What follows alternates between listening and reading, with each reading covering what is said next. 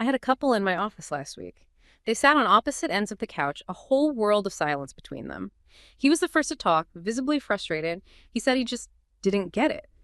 It's just for fun, he insisted. It's not real life, it doesn't mean anything. He was talking about the porn he watched. To him, it was a completely separate world, a victimless click that stayed behind the screen. She was quiet for a long time, just twisting a ring on her finger. And then she looked up, not at him, but at me, and said something that made the air in the room go cold. Last night, she said, her voice perfectly steady, he tried something he'd seen. When I tensed up, he whispered in my ear that I should just relax, that all the girls in the videos like it. The man on the couch didn't look angry or defensive. For the first time, he just looked lost, as if he was suddenly realizing that the screen was never just a screen. It was a script he'd been learning, and now he was trying to make her play a part she never auditioned for. And in that moment, the real question hung in the air. We think we're just watching, but who is actually paying the price for that click? Oh. That opening story, it's really chilling, isn't it? And it just forces you right away to look past what the person thinks they're doing, their intent. Yeah, the consumer's intent. He thought it was sealed off, just for him. Exactly. He saw, simple entertainment, maybe arousal, believed it was all contained in his browser. But it wasn't contained at all. No. The reality is that the digital script, as you heard, it just spilled right over, right into his partner's dignity, her consent. And that gap, that difference between the intended private act and the real-world devastation, that's what we really need to unpack. It really is. What strikes me is how persistent this idea of the victimless click is. It just hangs on, despite so much evidence showing there are these deep systemic costs. Huge costs. Yeah. So our mission in this deep dive really is to map out those hidden prices, because they're far-reaching and they're complex. And it's not about judging the content, is it? Not at all. We're not here to moralize. We're examining documented harm to, human psychology, to digital security, even to our regulatory systems. So what are the main areas we're looking at today? We'll explore three main dimensions, and they're all intertwined. First, this sort of quiet erosion of adult intimacy and how aggression gets normalized. Okay. Second, the active weaponization of data and AI. Think deepfakes, cyber threats, that whole digital assault side. Right. And finally, we have to look at the struggle, the real uphill battle to protect minors through regulation. It's urgent. Okay, let's dive into that first dimension then. The impact on intimacy, on relationships. It feels like the emotional core of this. It really is. You can picture it, right? A couple, maybe together for a while. And slowly, that real-life connection starts to feel, a bit bland, maybe like a performance compared to the digital fantasy. Exactly. The partner might start feeling inadequate, maybe unseen. And the person consuming the content finds real connection less satisfying. And you're saying this isn't just, the usual relationship ups and downs. This is conditioning. It's conditioning at work, yes. Yeah. And this conditioning is now showing up in clinics. We're seeing documented, measurable consequences. Like what specifically? Well, we're seeing a really unsettling, sharp rise in various sexual dysfunctions. Yeah. And critically, it's among men who are, statistically speaking, too young for these problems. Too young? What kind of dysfunctions? Things like classic erectile dysfunction, or ED, delayed ejaculation, or finding it difficult. Yeah. And also, interestingly, low libido, but specifically during partnered sex. Often their solo libido is fine, even high. Wow, so it's targeted at the partner interaction. It seems that way. And the age thing, you mentioned some stats on that. It sounded counterintuitive. It really is. There was this data from a major online forum, where people discuss ED. They looked at 8 years of posts. Okay. And the finding was pretty staggering. Nearly 6 out of 10 visitors, 60% who actually listed their age when seeking help, they were younger than 25. Under 25. That's wild. Medically, they should be at their peak. By all traditional measures, yes. So when clinicians see this, they can't just point to the usual suspects like heart problems or diabetes. Because those usually affect older men. Right. So when those organic causes are ruled out, the investigation frequently points towards chronic internet consumption, particularly this type of content. And the good news, if you can call it that, is that it might be reversible. That's what numerous clinical reports are suggesting, yes. Often, simply stopping the problematic internet use is enough to reverse these negative sexual effects. Which strongly suggests it's psychological, neurological conditioning, not permanent physical damage. Exactly. It points towards the brain's conditioning being the root cause. Okay, so let's get into that mechanism, the neurology. You mentioned this idea of a supernormal stimulus. What does that actually mean? Why is this content so effective at hijacking the brain? Right. So a supernormal stimulus is basically an exaggerated version of something we're naturally wired to respond to. Like an amplified signal. Precisely. Think of it like brain candy. It's optimized for maximum biological impact. Our brains evolved to pay attention to sex, obviously, but also to novelty, to variety, for survival, reproduction. Makes sense. Internet content takes those natural triggers and just puts them on steroids. It offers literally unlimited novelty. You can switch scenes, partners, scenarios, genres instantly. No downtime, no relationship negotiation. None of that. Okay. And it allows for easy escalation. You can always find something more extreme, more niche. Plus, the video format itself is just much more viscerally arousing than, say, a static image or just thinking about something. It's hitting multiple sensory inputs hard. It's maximally stimulating. It's almost engineered, you could say, to bypass the messy, complex reality of actual human connection. So the brain is just soaking in the super intense stimulus, constantly seeking and getting this massive reward signal. That's how to change things over time. It absolutely does. Yeah. The reward circuitry physically starts to adapt. The sources we looked at detailed two major link changes in the brain from chronic overconsumption. Okay, what's the first one? The first is hyperactivity, or what neuroscientists call sensitization. Sensitization. Meaning more sensitive. Yes, but specifically to the cues and the anticipation of the reward. The brain becomes hyper-responsive to anything associated with accessing the content. Digital cues, the device, the time of day.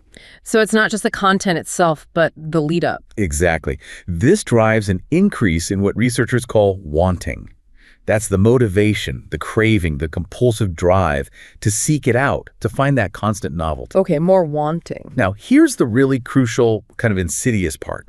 This wanting, this drive, it actually intensifies even if the actual pleasure you get from consuming it, the liking, starts to decrease. Wait, so you crave it more, but enjoy it less? That's the pattern. It's a truly vicious cycle. The satisfaction diminishes, but the craving accelerates. It pushes the user further, seeking more extreme or niche material, just trying to recapture that initial intensity. Chasing a high that keeps moving. It's a classic sign of pathological learning. The brain has learned the wrong lesson, essentially. That sounds exhausting and deeply unsatisfying. It is.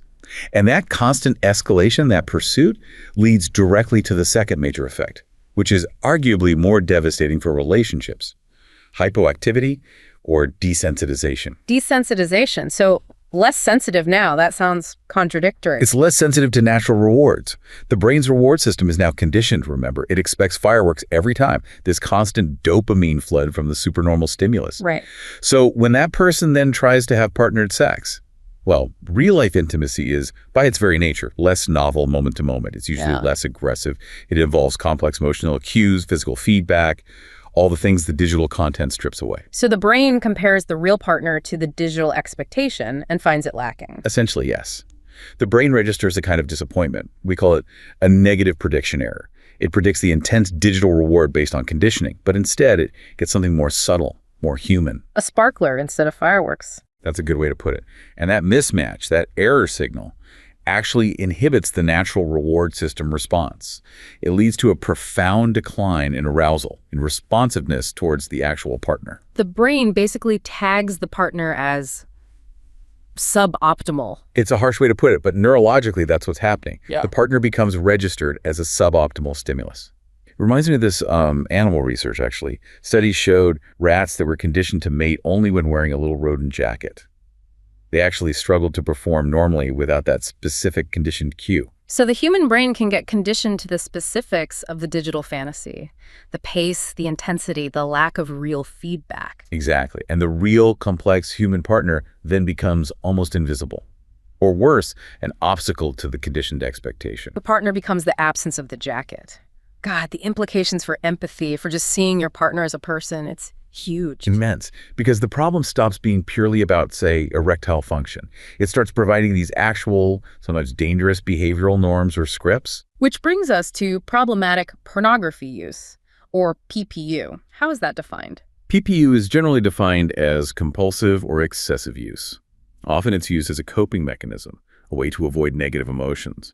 And crucially, the person keeps doing it despite clear, adverse, real-world consequences like relationship breakdown or job loss. And there's a link between this PPU and actual aggression. That feels like a critical point. It's a critical public health finding, and yes, the data is quite strong. We have powerful studies looking at men who are mandated to attend batterer intervention programs, or BIPs. Okay, so men already identified for perpetrating violence. Correct. The study found a strong positive association between PPU and the perpetration of both physical and sexual intimate partner violence, IPV. Okay, a correlation. But couldn't other factors explain that? Like maybe men prone to violence are also prone to PPU? That's the crucial insight from the research. The correlation remained strong, statistically significant, even after the researchers controlled for other major risk factors. Things like diagnosed mental health issues, histories of substance abuse, general antisocial behavior pattern. Wow. So even when you account for all those other things, The link between PPU and violence perpetration still held up. that's huge. It implies the content consumption isn't just like a side effect or a symptom of some other underlying issue. It seems to be a separate, independent driver of aggression. It strongly suggests that, yes, and it points directly towards the power of script theory. Script theory, meaning the content teaches behaviors. Essentially, yes. If the brain is being conditioned by the content, what kinds of scripts is it learning? Well, content analyses of mainstream porn are, frankly, deeply disturbing. How so? One major analysis found that 88% of the scenes looked at portrayed physical violence. Things like slapping, gagging, choking. Pretty common stuff in the genre, unfortunately. Okay, so violence is prevalent. Very. But here's the part that makes the script truly problematic, truly dangerous. In 96%, almost all of those aggressive scenes, the woman was depicted as expressing pleasure or enjoyment in response to the aggression. So the script isn't just aggression happens. It's aggression is normal, it's sexually exciting, and the person on the receiving end likes it. Precisely. That's the message being internalized repeatedly with high intensity. And when men internalize those scripts, Through frequent exposure, they might be driven, consciously or unconsciously, to replicate them. Just like we heard in that opening story. The partner suddenly feels like an accessory, forced into a role from a fantasy script she never consented to, never even knew existed. it fundamentally undermines consent, safety, everything. Everything. And that transition, from the brain being conditioned to desire certain things, to those desires being translated into modeled, aggressive behavior that shows the full, devastating price that the partner often pays. Okay, so if that first cost is this quiet, insidious erosion of intimacy, the second price is much more direct. It's an assault on our identity, our security. The digital assault. Yeah, we're shifting from psychological harm to, well, digital violence and exploitation. Now, we have to start with that chilling case you mentioned earlier, Ella. The graduate student whose private images were scraped, used for a deepfake after what seemed like a minor data breach. Her story is heartbreaking, and it really highlights this systemic privacy failure that underpins so much of the online adult industry. Because most users probably think, I use private mode or I clear my history, right? They think they're safe. They do, but they couldn't be more wrong. There was a huge meta-analysis done looking across many studies. The finding was just stark. 93% of pornographic sites leak user data to third parties. 93%, that's basically all of them. Privacy failure isn't the exception, it's the absolute norm. It's the operating standard, yeah. And we're not talking about anonymous data, like just your IP address. No, what kind of data? It's often highly revealing data. Sometimes it's siphoned right from the web address, the URL itself. Those can expose really granular details about sexual preferences, orientation, viewing habits, kinks. Stuff you definitely don't want shared. Exactly. This info is gold to advertisers, obviously. But in the hands of cybercriminals, it's toxic. And it feeds directly into escalating security risks. We're seeing more threats. Definitely. There was a clear trend showing mobile porn-related threats more than doubled in just 1 year, between 2018 and 2019. The environment is ripe for exploitation. How are criminals actually exploiting it? Are they hacking the sites directly? Sometimes, but often it's more about tricking the user. We see a really high prevalence of something called Trojan downloaders. One study found they accounted for nearly 40% of attacks on PCs related to these sites. Trojans, like the horse. Pretty much. They're disguised as something you need, maybe content itself, or a software update, a special video player. You click it, and it downloads other much nastier malware onto your machine without you realizing. Because the sites are designed for clicks, not security. Security is often a distant afterthought, yeah. The focus is traffic. And all this vulnerability, all this leaked data, it creates this thriving black market. Selling what? User data. User data, but also stolen premium accounts for these sites. You can find them on the dark web incredibly cheap, sometimes as low as 50 cents. Half a dollar. 50 cents for someone's premium account. How? It just reflects the sheer volume of stolen credentials out there.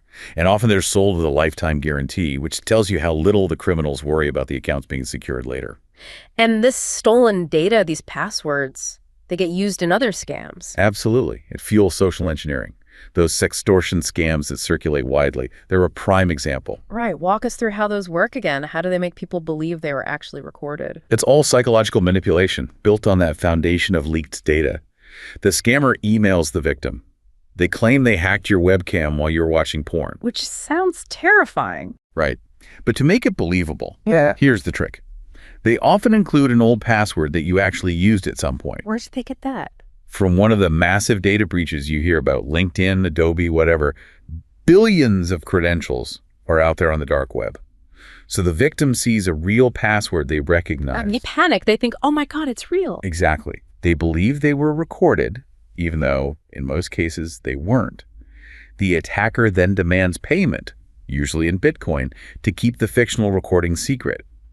The whole scam works because of the victim's shame and the credible illusion created by that single piece of leaked data, the old password. It's exploiting fear and poor data security. So we've gone from data theft to identity theft. And now, with AI, it gets even worse. Let's talk about non-consensual deepfakes. Yeah, the term deepfake might sound a bit sci-fi, but the trauma it inflicts is immediate, visceral, and very real. And we need to grasp the scale here. This isn't some fringe phenomenon. What are the numbers? Research estimates that about 2.2% of people surveyed say they've been victims of non-consensual deepfake porn. That translates to millions globally. Millions. And maybe even more disturbing, about 1.8% admitted to creating or sharing this kind of material. So there's both victimization and perpetration happening at scale. And the victims are mostly Overwhelmingly women, yes. The harm they suffer is immense. Psychological trauma, massive reputational damage. It's not just having an image stolen. It's having your entire identity, your consent, violated and used as a tool for abuse. How do victims describe it? It's described as a profound violation of digital dignity. Many feel like a ghost in a machine. They're watching their own face, their likeness being used in these graphic ways completely outside their control. It attacks your sense of self, your autonomy, in this uniquely invasive and seemingly permanent way. And this horrific practice is enabled by the very tools of modern AI, which brings us to what some researchers call the original sin of AI infrastructure. What's that about? It's about the data these AI models are trained on, the foundational data sets. If you use rotten ingredients, you get a poisoned dish, right? Okay. Well, this applies directly to these massive data sets used to train big AI models like Stable Diffusion, things people use for generating images. One infamous data set is called LAION5B. What about it? Researchers at the Stanford Internet Observatory dug into it. They confirmed that LAION5B contained over 1,000 verified URLs that link directly to child sexual abuse material. CSAM. Wait, known illegal child abuse material was used to train commercial AI models. How is that possible? It seems to be a consequence of scraping the web indiscriminately, just grabbing everything without proper filtering, without consulting safety experts, without adequate ethical oversight. It's beyond negligence. And what does that mean for the AI itself, if it learned from that? That's the critical implication. These models learn patterns and abstractions from all their training data.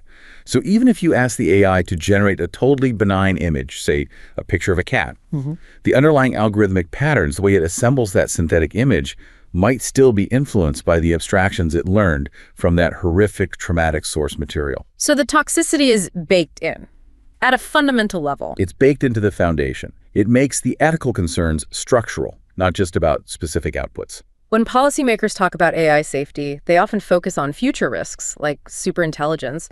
Why isn't there more focus on this foundational data issue? It feels convenient. It is convenient for the industry. That's the accountability gap. Talking about source data means talking about data rights, transparency, the ethics of how these data sets were built. That challenges current business models that thrive on opacity, on just scraping data without consequence. So they benefit from keeping it a black box. Absolutely. And what's worse, the independent researchers, the academics who are trying to audit these data sets and hold companies accountable, the tools they need to do this work, to identify CSAM in these massive collections, are actually being taken offline or restricted. So external scrutiny is being actively hampered. It seems that way, Right. which allows those who profit from the lack of transparency to continue doing so. And if you're a victim, like Ella, trying to get a deepfake taken down, you run into the platform shield. What does that mean? It means the legal system and the way platforms operate are often stacked against the victim. We hear numerous reports, and studies confirm it. There's a clear hierarchy in how platforms respond to takedown requests. The hierarchy. Yeah. Victims trying to remove non-consensual intimate images or deepfakes often find the process way slower, much less efficient than someone reporting a simple copyright violation, like a company protecting its movie club. So property rights get faster action than human dignity. Operationally, that seems to be the case. It's indefensible, but it demonstrates a priority structure within these companies. And on top of that, you have legal frameworks like Section 230 in the US that often shield platforms from liability for the content their users post. So the platforms aren't held responsible. It's very difficult to hold them responsible, which turns the whole process for victims who are already traumatized into this exhausting, expensive game of whack-a-mole, trying to get content removed from site after site, knowing it can just pop up elsewhere. Okay, so we've covered the cost to intimacy, the cost to digital security. But maybe the heaviest price of this victimless click is paid by the youngest users, children and teenagers. Absolutely. This is developing into a major public health crisis. And that anecdote you shared about the French mother really hits home. She felt relief when the new SRAN law passed, thinking, okay, finally a barrier. But then her 14-year-old son, Mathis, just bypassed the age verification within a week, using simple tools. It perfectly captures the core challenge, doesn't it? The law moves slowly, ponderously. Digital access moves at lightning speed. The regulations can feel abstract almost immediately. And meanwhile, kids are getting exposed really young. What do the stats say? The statistics are alarming. In the UK, for example, data shows the average age of first contact with online pornography is now just below 13 years old. 13. Before high school for many kids. Yes. And the psychological impact of that early exposure, especially to the graphic, often aggressive, highly stylized content that's common, it's profound. How does it affect them? Well, for adolescents, they're still figuring out sex, intimacy, relationships. Getting hit with this kind of content is strongly linked to developing maladaptive sexual behaviors down the line. It can cause significant anxiety, deep confusion about what's normal, what healthy intimacy even looks like. It sets a totally unrealistic, often harmful benchmark. It absolutely does. It basically replaces the complex, nuanced process of sexual development with this rigid, high-intensity, frequently aggressive script. It alienates them from realistic, healthy expectations for their future relationships. So governments are trying to respond. You mentioned the French SRAN law and the EU's Digital Services Act, the DSA. What are they trying to achieve? The main goal for both is to mandate a genuinely safer online environment, especially for minors. They require platforms to implement effective age verification systems, not just easily bypass tick boxes. Effective is the key word there. Crucially, yes. And they also require platforms, particularly the very large ones, to conduct rigorous risk assessments. They have to actively consider how their services impact the mental and physical well-being of minors and take steps to mitigate those risks. And the EU is actually using the DSA to go after big platforms now. They are. The European Commission has opened formal proceedings against several major adult content providers. You mentioned Pornhub, StripChat, XNXX videos earlier. Right. What are they accused of? Specifically, suspected breaches of the DSA related to protecting minors. The focus is squarely on their failure, allegedly, to put in place appropriate and proportionate age verification measures. These actions are designed to force systemic changes. And France, with its SRAN law, has its own powerful regulator, ARCOM. What can they do? ARCOM has some serious teeth, arguably among the strongest powers globally for this kind of regulation. If a site doesn't comply with the age verification rules, ARCOM can hit them with hefty financial penalties. How hefty? It can go up to €150,000 or even 2% of the company's worldwide sales, which, for big players, is enormous. Wow. But the real hammer is ARCOM's ultimate authority. They can actually order French internet service providers, the ISPs like Orange, Free, etc., to block access to the non-compliant sites for everyone in France. Block them entirely. How quickly? There's a very strict 48-hour deadline for the ISPs to comply with that blocking order. The goal is to make the regulatory decision have immediate practical impact. Stop the traffic. Okay, those sound like strong measures. Fines, blocking.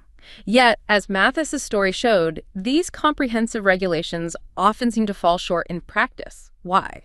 Well, Partly it's that issue of technical solutions versus user ingenuity.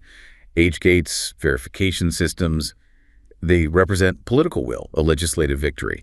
But in practice, savvy users, especially tech-native teens, can often find ways around them pretty quickly. VPNs are the obvious one. Right. A VPN makes it look like you're accessing from another country entirely. Exactly. Or content links just get shared privately in group chats, on Discord, whatever. National blocking efforts become almost instantly porous. And the other big problem must be the global nature of the internet, right? Laws in France or the EU don't apply everywhere. That's the fundamental hurdle. Legal fragmentation. Perpetrators, whether they're site operators flouting rules or individuals creating deepfakes, often operate anonymously, leveraging differences in national laws. So they can host a site somewhere with lax laws, target users elsewhere. Precisely. Creating non-consensual content in one jurisdiction, distributing it via servers in another. It makes tracing, prosecution, and getting international cooperation incredibly difficult. This fragmentation effectively creates safe havens. So, given these challenges, what are the experts, the reformers, pushing for? What needs to change to make regulation actually work? There's a strong consensus among legal experts and advocacy groups. They're demanding comprehensive, consistent global laws, not just these fragmented national or regional efforts. Harmonization across borders. Yes, that means establishing clear, uniform legal definitions for things like non-consensual intimate images and deepfakes, so everyone's working from the same playbook. And it means mandating platform responsibilities worldwide. Making platforms accountable everywhere. Exactly. And crucially, pushing platforms beyond just relying on automated detection systems, which often fail. The call is for mandatory human oversight alongside the algorithms. Why human oversight? To ensure that the removal of harmful, non-consensual content isn't just timely, but is actually prioritized.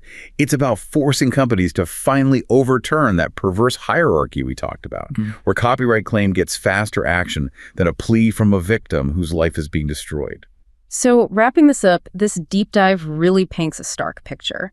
That click, the one that feels so private, so victimless, it extracts this devastating multi-layered price. It really does. First, it's paid in our intimate lives, right? The erosion of connection, the conditioning that leads to dysfunction, and these deeply disturbing scripts that normalize aggression and violence. Then it escalates. Yeah, then it escalates into this direct digital assault. Our identities, our data stolen systemically, weaponized through cyber threats, through non-consensual deepfakes, all fueled by an AI infrastructure that seems ethically compromised at its very foundation. And But ultimately, the highest price might be paid by children, exposed way too early to graphic, harmful content because our regulatory systems just can't keep pace with the technology that distributes it. It's a systemic neglect. And if you connect all those dots, the intimacy erosion, the data weaponization, the failure to protect minors, the core issue becomes clear. It isn't just about the existence of explicit content online. What is it then? It's a toxic structure of the digital infrastructure itself. The data pipelines designed to leak our preferences, the algorithms built to recommend escalation and keep us clicking, the legal gaps and platform shields that minimize accountability. It's system. The whole system is currently geared towards maximizing traffic, maximizing profit. And that maximization often comes at the direct, sometimes catastrophic, expense of human consent, privacy, and basic digital dignity. So what's the path forward? An ethical digital future requires us to shift focus. We need to stop getting bogged down in just moralizing about individual choices or content types and start demanding real structural accountability. Accountability for the technologies, the data practices, and the platforms that are profoundly shaping our reality both online and off. It's about fixing the architecture. Exactly. The battle isn't fundamentally against the content itself. It's against the negligent, profit-driven architecture that enables its harmful creation, distribution, and weaponization without adequate safeguards or consequences.